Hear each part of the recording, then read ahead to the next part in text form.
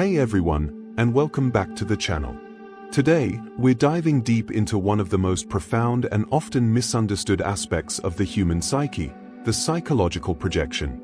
It's a phenomenon that plays out everywhere, from our casual conversations to the deepest corners of our unconscious minds, shaping how we see the world and ourselves. Have you ever had someone tell you, you're projecting? Or maybe you formed a strong first impression of someone, only to realize later you were completely wrong? These everyday experiences are subtle hints at the powerful force of projection at work. We constantly make judgments about others and situations, and often, we get it wrong. The surprising thing is, most of us just shrug it off, correct our mistake, and move on, without ever asking, where did that false judgment come from? But here's the crucial point. If we truly want to understand ourselves, to unlock the depths of who we are, we must confront these misjudgments. Many people resist this fiercely, clinging to their distorted views, because facing these truths can be incredibly uncomfortable, even leading to feelings of despair. Freud's foundation, the unconscious mechanism. The concept of psychological projection was first championed by the father of psychoanalysis himself, Sigmund Freud.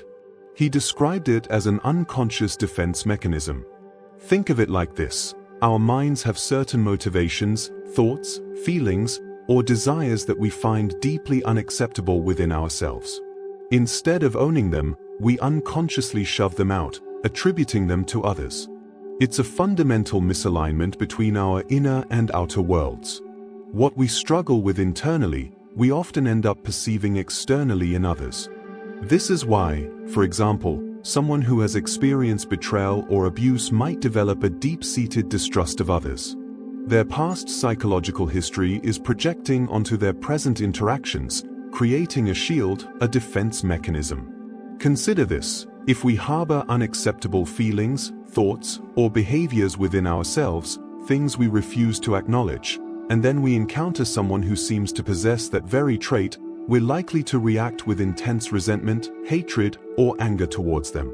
It's not about what they say or do to you, it's about what you are thinking and feeling about them. People with a strong self-concept, those who genuinely know and feel good about who they are less prone to negative projection. It's often individuals with a low self-image and low self-esteem who are more susceptible. For them, the real self, which ideally strives towards an ideal version, often devolves into a despised self. This inner conflict sets the stage for projection. An illuminating example of projection. Let's illustrate this with a common scenario. Imagine a man who is incredibly bright and has excellent ideas for his job, but is terrified to voice them in important meetings. He dislikes conflict, is shy, insecure, and prefers to just keep his head down and work quietly. Meanwhile, his co-worker, perhaps not as brilliant but far more assertive, consistently speaks up in every meeting, making their opinions heard. Our quiet man believes his own opinions are far superior, yet he remains silent. Over time, guess what happens? The assertive co-worker gets the promotion and the raise. When our shy man returns home, he's not just disappointed, he's consumed by self-hatred. And where does that self-hatred go? It's projected onto his co-worker. He resents his co-worker, not for who they are, but because they embody the very qualities, assertiveness, confidence, the ability to speak up, that he so desperately wishes he possessed himself. This act of pointing the finger at others serves a psychological purpose. It temporarily reduces our own discomfort, anxiety, and bad feelings about ourselves. It's a way to avoid taking responsibility for cultivating those desired qualities within ourselves, because, let's be honest, that can be incredibly painful, difficult, and uncomfortable. Remember the old adage, when you point one finger, there are 3 fingers pointing back at you. Through projection, we deny that these bad qualities are ours and instead attribute them to others. We judge them, attack them, blame them. This phenomenon isn't limited to individuals. It can extend to entire groups of people with specific ideas or beliefs. Someone living through constant projection is utterly convinced that others are the ones with all the flaws, who practice all the vices. Therefore, it's they who are wrong, and they who must be fought against. When you constantly think everything is someone else's fault, you are bound to suffer immensely. The unconscious nature and correction of projection. It's crucial to understand that projection primarily occurs at an unconscious level. It's unperceived and unintentional. Think of projections like an icicle. They form, they drop, and eventually, they return to us. We don't remain unpunished when we project.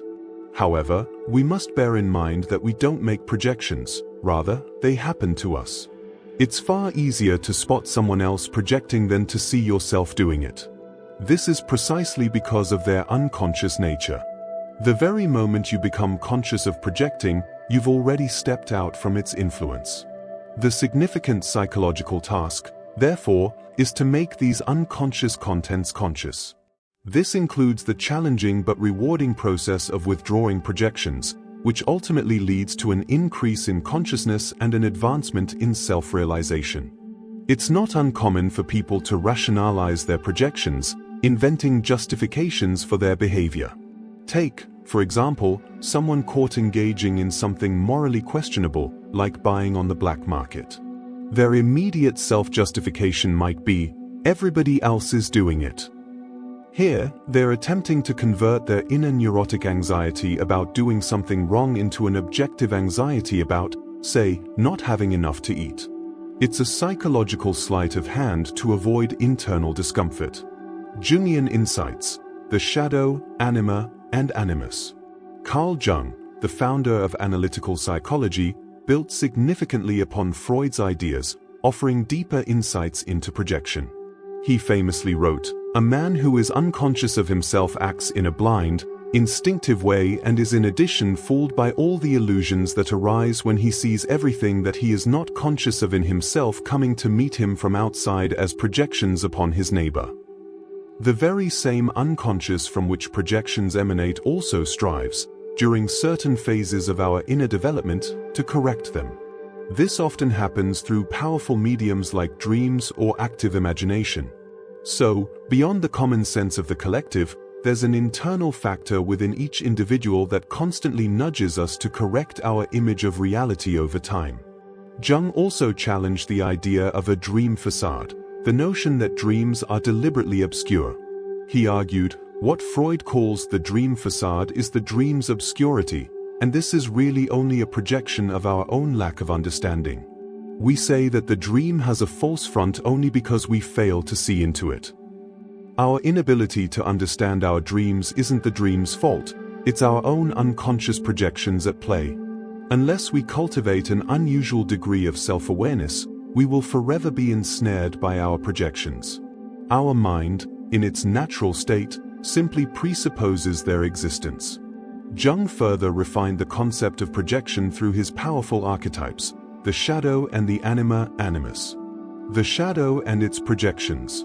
The shadow plays a truly crucial role in projection, both on a personal and collective level. I've explored this concept in more depth in other videos, but to summarize, as we repress those aspects of ourselves that we despise or refuse to acknowledge, they don't just disappear. They remain buried deep within our psyche, forming the shadow, essentially, everything we have no wish to be. And when this happens, we project like puppets pulled by the strings of the unconscious. Jung vividly described the isolating effect of projection. The effect of projection is to isolate the subject from his environment, since instead of a real relation to it there is now only an illusory one. Projections change the world into the replica of one's own unknown face. In the last analysis, therefore, they lead to an autoerotic or autistic condition in which one dreams a world whose reality remains forever unattainable. The more projections are thrust in between the subject and the environment, the harder it is for the ego to see through its illusions. He shared a poignant example of a 45-year-old patient who had suffered from a compulsion neurosis since he was 20 and had become completely cut off from the world. The patient confessed, "But I can never admit to myself that I've wasted the best 25 years of my life." Jung observed the tragedy of how blatantly this man bungled his own life and the lives of others, yet remained utterly incapable of seeing how the entire tragedy originated within himself, how he continually fed and sustained it.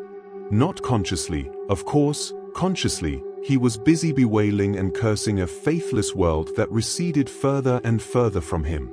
No, it was an unconscious factor, spinning illusions that veiled his world, essentially weaving a cocoon that would ultimately envelop him completely. With considerable effort, however, we can integrate the contents of the shadow into our personality, becoming partly conscious of it. This is a lifelong journey, indispensable for individuation, the process of becoming truly who you are. The reason it's so incredibly difficult to gain insight into one's own shadow is that these inferior personality traits are largely emotional. Emotions and affects, to a significant extent, are autonomous. They possess a kind of consciousness and are incredibly hard to control. And if it's not just your personal shadow behind the projections, but also deeper archetypal contents like the contrasexual components of the personality, then gaining insight becomes almost impossibly difficult. Jung distinguished between the personal shadow and the collective shadow. With a little self-criticism, one can see through the shadow, so far as its nature is personal. But when it appears as an archetype, one encounters the same difficulties as with Anima and Animus. In other words, it is quite within the bounds of possibility for a man to recognize the relative evil of his nature, but it is a rare and shattering experience for him to gaze into the face of absolute evil. The personal shadow is manageable. The collective shadow, representing the dark side of humanity, is far more daunting. Anima and Animus, the contrasexual projections. While the shadow is always of the same sex as the individual, when we talk about projections involving the opposite sex, the source takes the form of a contrasexual figure, the anima, the female psychological tendencies within a man, and the animus, the male psychological tendencies within a woman. I've done a video explaining these concepts in more detail, but for now, understand that Jung called shadow integration the apprentice piece, while anima or animus integration is the masterpiece in the journey of individuation. Without recognizing and beginning to integrate the shadow, it's impossible to truly integrate the anima or animus. The shadow primarily represents the personal unconscious, while the anima and animus symbolize the collective unconscious. They embody the eternal images of man and woman, of logos, reason, structure, masculine principle, and eros, connection, relation, feminine principle, which are then projected onto real men and women in our lives. A man might project his anima in several ways. He might overvalue his masculine aspect while neglecting his feminine qualities, engaging in pseudo-intellectual dialogues, or treating women simply as objects for erotic fantasies. He might also make stereotypical assumptions about the way women are. On the other hand, there can be an over-attachment to one's anima, which is equally harmful, a man who is overly effeminate and easily preyed upon, or one who lives regressively, seeking to return to a childlike state under the protecting circle of the mother. Perhaps the most common and dramatic form of anima projection is being suddenly seized by a maddening and passionate love, like Eros, the Greek god of love, shooting a love-igniting arrow. If these sensual pleasures fail the person who desires them, they will suffer immensely, pierced by the arrow of pain. The projection of the animus in women takes a slightly different form. It often manifests as a hidden conviction about one's beliefs, thoughts, and assumptions. For example, a woman might desperately want love but simultaneously not believe anyone could truly love her. The father figure in her unconscious might have endowed her with seemingly inarguable true opinions about the right thing to do, often excluding her own inner voice. This can lead a woman to escape into a dreamy fantasy land, filled with all the desires and judgments of how things ought to be. Furthermore, the animus can personify cold and destructive reflections that invade a woman, sometimes leading her to even wish death upon others. Consider a mother who has neglected her spiritual side. She might compensate by unconsciously expecting a huge achievement from her son, perhaps pushing him into an ambitious academic career, all to satisfy her own unfulfilled, unconscious expectations. Interestingly, many people are brought back to themselves through the loving appreciation of another person. A good teacher or therapist, by genuinely believing in their pupil or patient and expecting positive results, can often nurture the blossoming of the other's true personality and gifts. One day, however, this projection naturally falls away. At that point, it becomes a crucial test. Can the individual withdraw their projection and remain themselves, even without that external support? This transition requires immense wisdom and a deep awareness of one's psychic reality. The symbolism of projectiles and archetypes. Whenever projection occurs, there are always two components, a sender and a receiver. One of the oldest and most symbolic ways to understand projection is through the image of projectiles, especially the magic arrow or shot that harms other people. In ancient times, it was widely believed that such a projectile was shot by a god, spirit, demon, or evil person, hitting us and causing illness or misfortune. The symbol of the arrow perfectly visually expresses being suddenly hit by a mood or an emotion that strikes like lightning out of a clear sky. In late antiquity, people already suspected that certain gods were associated with how emotions work in human beings, a view strongly supported by astrological speculations. For instance, Saturn was linked to a melancholy turn of mind, Mars to aggression and initiative, and Venus and Cupid to love and sexuality. These were all states of mind or moods that could strike people suddenly and overwhelmingly, temporarily overpowering the conscious ego. Jung described these phenomena as projections from the background of the psyche, autonomous inner images that obey no conscious intention, but come and go at their own will. Jung labeled these as archetypes, collectively inherited forms that produce similar thoughts, mythological images, feelings, and emotions across humanity.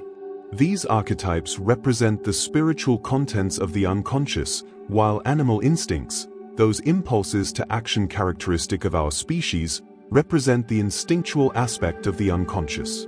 Ultimately, it appears that projections always originate in these archetypes and in unconscious complexes. An attack of aggressive hatred, for example, feels to us as if it comes not from the god Mars but from an evil adversary who deserves to be hated, a shadow projection. Erotic passion feels as if it comes not from Cupid but from a woman who arouses this passion in a man, an anima projection. The harmful words we use are indeed like arrows. Deceitful people bend their tongue like a bow and shoot a deadly arrow. Such activities, as practical psychological experience teaches us, are often triggered by negative projections. As soon as someone projects a bit of their shadow onto another human being, they are incited to this kind of rancorous speech. The words that hit the other person like projectiles symbolize the negativity directed against them by the projector.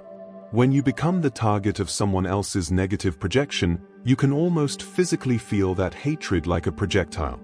Active versus passive projection. Jung further distinguished between two types of projection, active and passive. Active projection occurs when we thoughtlessly assume that another person is like us, and that what is valid for us is also valid for them. This makes us feel justified in improving them, which in essence means psychologically violating them. Jung put it succinctly, just as we tend to assume that the world is as we see it, we naively suppose that people are as we imagine them to be. We still go on naively projecting our own psychology into our fellow human beings. In this way, everyone creates in himself a series of more or less imaginary relationships based essentially on projection. This kind of projection is about imposing our internal reality onto others. Passive projection, on the other hand, involves an act of empathetic feeling. It serves to bring the object into an intimate relationship with the subject. To establish this relationship, the subject detaches a content, a feeling, for instance, places it in the object, thereby animating it, and in this way draws the object into the subject's sphere. All genuine compassion is rooted in this kind of unconscious identity with others. Passive projection, unconscious empathy, is part of the psychological principle of Eros, forming the basis of all social relations. Active projection, conversely, belongs to the realm of logos, as it's concerned with an act of recognition or judgment, through which we distinguish ourselves from the itself unknown object. In practice, Both principles can flow into and out of each other. Introjection and mystical participation. Passive projection is similar to what is known as introjection, the assimilation of an object to the subject. The key difference is that introjection isn't necessarily empathetic. It can also arise from a need for respect, power, or superiority. Introjection can be defined as unconsciously adopting the thoughts and behaviors of other people, rather than projecting our own onto them. This is a natural and vital process in a child's development and their relationship with their parents. We naturally introject the qualities of those we look up to, admire, or even worship. However, this can also include the negative aspects of a person, or even lead to a superiority complex where one introjects the qualities of God onto oneself. Mystical participation, the archaic identity. The French ethnologist Levi Brawl coined the term participation mystique or mystical participation to describe the archaic identity of subject and object that lies at the very bottom of our psyche. We are instinctively tied to symbols that precede all intellectualism. Our ancestors were far more governed by their unconscious instincts and by a deep participation in nature and the objects surrounding them. For them, the inner world was merged with the external world. It's only a relatively recent phenomenon that our modern world seems to have cleansed itself of all superstitious and irrational elements. However, this is not true for our inner world, which doesn't discriminate between subject and object. Jung noted, and why certain functions and areas have outgrown the primary mystic identity with the object. Primitive man has a minimum of self-awareness combined with a maximum of attachment to the object, hence the object can exercise a direct magical compulsion upon him. Self-awareness gradually developed out of this initial state of identity and went hand in hand with the differentiation of subject and object. But as everyone knows, our self-awareness is still a long way behind our actual knowledge. Mystical participation is intimately linked to projection because the projected mythological images are profoundly present in objects, people, and situations around us. Our thought forms, universally understandable gestures, and many of our attitudes follow patterns established long before humankind developed reflective consciousness. It's even conceivable that the earliest origins of our capacity for reflection emerged from the painful consequences of violent emotional clashes. For example, a bushman, in a moment of anger and profound disappointment at his failure to catch any fish, might strangle his beloved only son, then be seized with immense regret as he holds the small, lifeless body in his arms. Such a devastating event could force a moment of raw, painful reflection. Modern humans know more about mythological symbolism than any previous generation. These symbols have become objects of conscious reflection. Primitive humans, however, didn't reflect upon their symbols. They lived them, unconsciously animated by their profound meaning. However, unconscious contents cannot be integrated into the subject in their entirety. The process is much like peeling an onion. One or more layers of an unconscious complex can indeed be integrated by the conscious personality, but not the core itself. In that core, we find the archetypes of the collective unconscious, which create projections against our will because such contents simply cannot be fully integrated by our ego consciousness. If we truly want to understand these projections and prevent their continual renewal, we must recognize their content as psychically real, yet not as a part of our conscious self, but rather as an autonomous power. If we could see through all our projections down to the very last traces, our personality would expand to cosmic dimensions.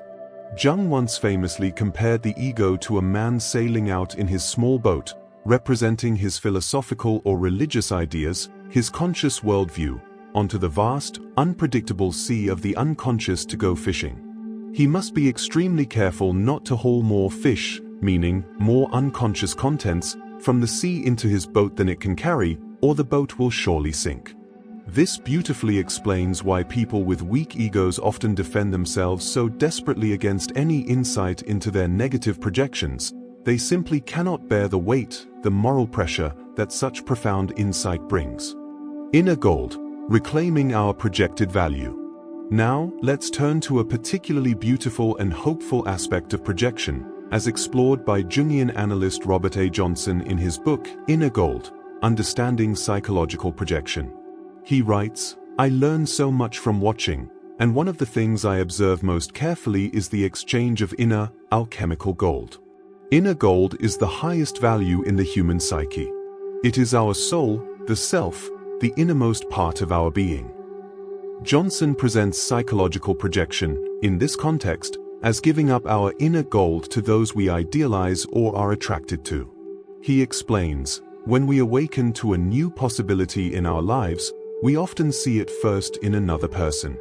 A part of us that has been hidden is about to emerge, but it doesn't go in a straight line from our unconscious to becoming conscious. It travels by way of an intermediary, a host. We project our gold onto someone, and suddenly we're consumed with that person. The first inkling of this is when the other person appears to be so luminous that he, or she, glows in the dark. That's a sure sign that something is changing in us and we are projecting our gold onto the other person.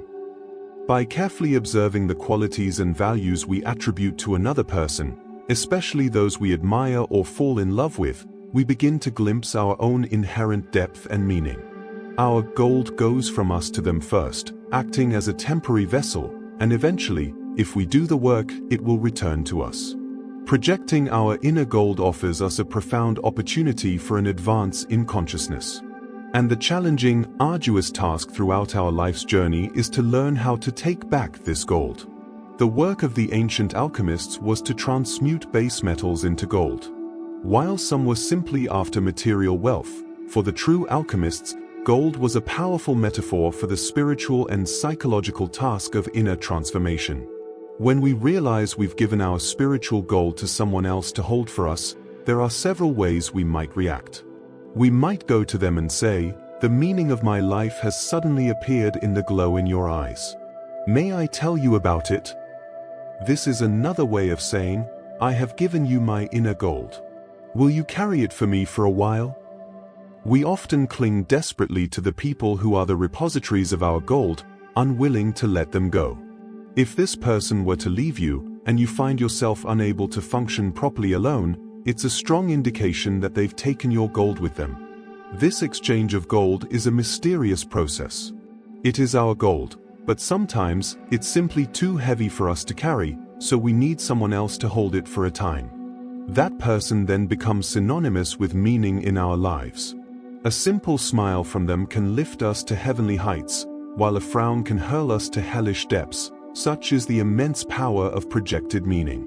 One profound reason we hesitate to carry our own gold is that it feels dangerously close to the divine. Our inner gold possesses godlike characteristics, and bearing its weight can be incredibly difficult. This is the original, deeper meaning of terms like Godfather and Godmother. A person who carries godlike qualities for you, someone who carries the subtle, spiritual part of your life in an interior, divine way. Robert A. Johnson recounted a story of a patient who came to him and immediately began showering him with compliments. The patient said, "Dr. Johnson, you are the wisest man I have ever met. You are so insightful, so understanding, so truly profound. I have never encountered anyone with such deep wisdom." Johnson, being an experienced Jungian analyst, understood immediately what was happening. This patient was projecting his inner gold onto him. He recognized that the patient was seeing in him what he himself possessed but had not yet recognized or integrated. Instead of accepting the compliments as personal praise, Johnson simply listened, allowing the patient to externalize this precious part of himself. He knew that if he were to take these compliments personally, he would be colluding with the projection, preventing the patient from eventually withdrawing that gold and owning it for himself. His task was to facilitate the patient's realization that this wisdom, this profundity, this insight, resided within the patient all along. The analyst, in this sacred space, becomes a temporary vessel for the client's own unrecognized potential, patiently waiting for the moment when the client is ready to reclaim their inherent value. This process of reclaiming our inner gold, of withdrawing our projections, is the arduous but ultimately liberating work of self-realization. It is how we move from seeing the divine, the beautiful, the wise, only in others, to recognizing and living it from within ourselves. And in doing so, we become more whole, more authentic, and capable of truly meaningful relationships, not based on illusion, but on genuine connection.